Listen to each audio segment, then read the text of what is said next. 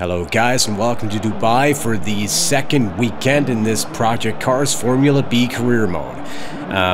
As usual, we're going to be starting out with the qualifying session here. I'm just going to accelerate the time just a little bit. I want to get the whole pack out of the way because apparently the way qualifying works here in Project Cars is that everybody goes out on track right off the get-go and pretty much bunch each other up all the way there. So what we're going to be doing is just give them about a half lap head start, and hopefully that'll give us clear sailing to put in a nice and quick qualifying time here.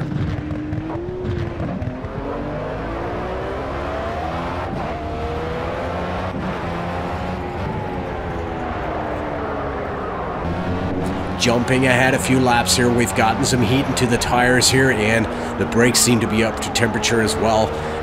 We've gotten a few laps in already, but really nothing to write home about. We are currently sitting dead last on the grid here, and I think it has to be said that I actually haven't driven before on this particular track, so it's still fairly new to me. I haven't had much of a chance to practice on this track. I've done about 20 laps or so, but what's more is that I've not really had any time whatsoever to put together a decent setup here, so I kind of fear that I might be on a setup with a little bit too little downforce, but I'm not really sure.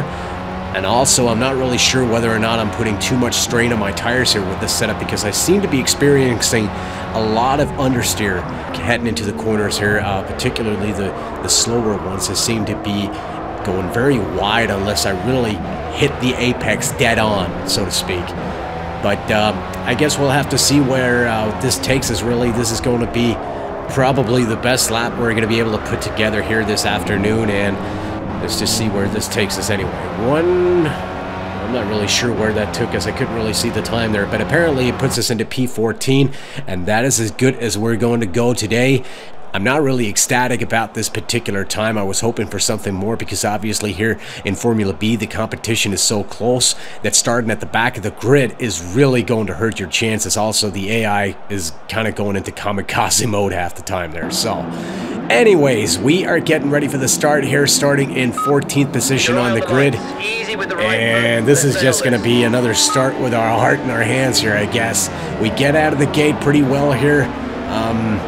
No noticeable wheel spin there. We seem to be going very fast here up the middle, just trying not to crash into some of these guys here. What's going to happen in turn one? This is usually complete carnage here, so we are taking a wide line here on purpose and just trying to look down the inside there, make sure there's nobody in our way. And apparently we're tussling a little bit with one of them green cars there. Again, I'm not really sure what team that is. I really need to read up on this. I'm very sorry about that. Bit of contact here coming through the this sweeping right-hander here, and coming down into the second gear right-hander, coming just down the outside of everyone here. Somebody just kills a sign there over on the right. There's debris all over the track. But apparently we actually get through the first couple of corners here on lap one without killing anybody, including ourselves. And would you believe it, we were actually up to P7. Just taking things very slowly here while the pack is all bunched up the way it is right now, going wide. Again, we're doing this on purpose because we don't want to get tangled up with anyone just ramming us from behind there, just suffering damage here because somebody don't take their foot off the pedal here on the first couple of laps. Really stinks, I have to say. But so far things are looking pretty good. We actually have a little bit of air in front of us and some air behind us here, so at this point I guess there's a lot to be happy about.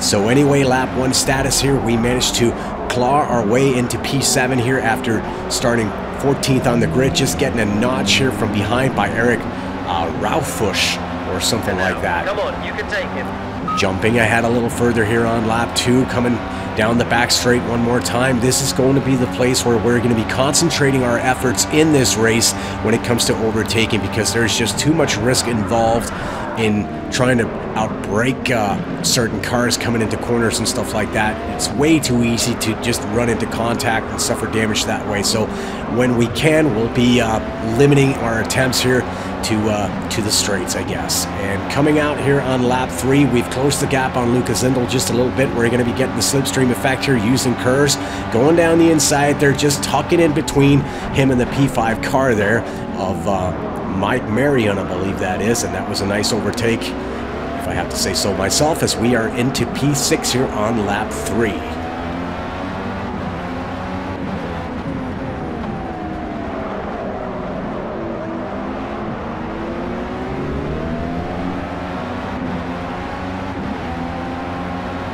And again, we get that request from the pit to come in and make the mandatory pit stop. That is not going to happen here as we run a little wide here coming into the left-hander, and Lucas Zindel is going to take full advantage of that going down the inside of us there. Very, very nice move. And that's one of the things I like about the AI here. It can get a little bit too aggressive at times there, but what I really enjoy seeing is when you make a mistake or half a mistake, somebody's going to be ready to pounce on that, and that's what happened here as we are back into P7. And again, getting the slipstream effect here on the main straight. We're going to have a look down the inside there, but we have to back out of that one as it's going to be too risky. So better just make sure the gap is maintained here as we come out on the back straight. One more time, getting the slipstream effect here using KERS. We are going to be going right down the inside of Lucas Zindel here, heading into the right-hander, and without any trouble whatsoever, just taking the inside line here to defend the corner, and we are back into P6. No drama whatsoever.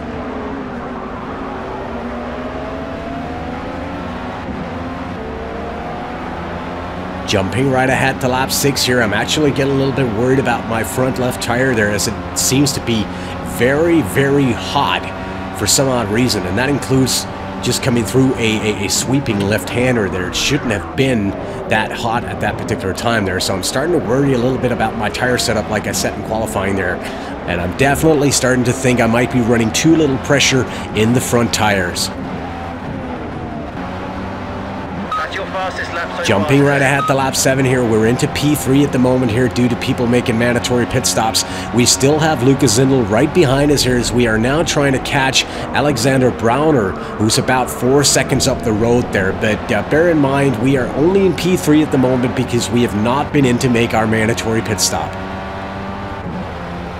Skipping right ahead to lap 8 here, we've advanced yet another position, are trying to catch Jose Vasquez, who is currently running in P1 here. We have Jim, what's his name there, right behind us. He's about 3 seconds down on us. But like I said before, we're only in P2 at the moment because we've not been into pit yet. But we're not going to be doing that until at least lap 14 or 15 or something like that. Jumping ahead to lap 13 here, this is probably as good a time as any to come in to make our pit stop, and we are going to be pulling into the pits here, which is obviously very empty at this point. And just going to get this pit stop out of the way here, hopefully switch to some fresh tires there if we have some invisible guys coming out to make the change. Certainly sounds that way, but I can't really be sure.